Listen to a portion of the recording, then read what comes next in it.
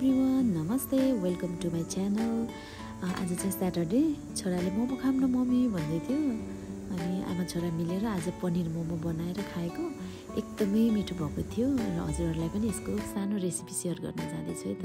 मैले बन्दालाई चाहिँ यसरी मसिनो गरेर काटेर राखेँ, अनि प्याजलाई पनि यसरी नै मसिनो गरेर काटेर राख्ने। अनि पनिरलाई चाहिँ मैले कोरेसोमा कोरेर राखेको थिएँ, अनि नुन चाहिँ स्वादअनुसार राख्ने, अनि धनियाँ पनि राखेँ मैले मसिनो गरेर काटेर। अनि त्यसपछि थोरै खुर्सानी, रातो धुलो खुर्सानी राखेँ, अनि गरम मसला राखेँ, अनि कालो मरिचको धुलो राखेँ। अनि मैले चाहिँ बटर लिएको छु।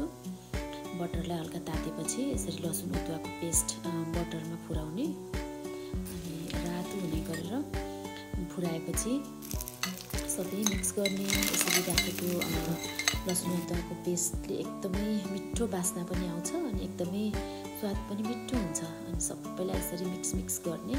मिक्स गरिसकेपछि 10 मिनट चाहिँ त्यसलाई छोडिदिने। मोमोको डो चाहिँ 10-15 मिनट अगाडि नै मुसेर राखेको थिएँ।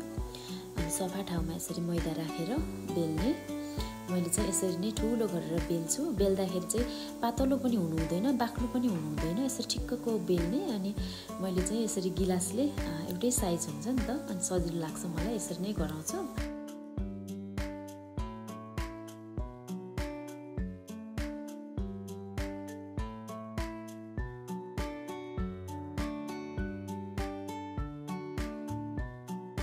सबै पिठोहरूलाई यसरी नै बेल्दै स्टफिङ गर्दै आफूलाई मनपर्ने डिजाइनको मोमो बनाउने। मैले चाहिँ कुनै गोलो कुनै लाम्चो खालको बनाएको छु। अनि मोमोलाई चाहिँ 10-15 मिनट जति स्टिम गर्ने। यसरी चिल्लो चिल्लो देखियो भने मोमो चाहिँ रेडी भयो भन्ने थाहा हुन्छ। अनि हाम्रो मोमो चाहिँ रेडी भइसकेको छ, हेर्दै खाउँ खाउँ लाग्ने।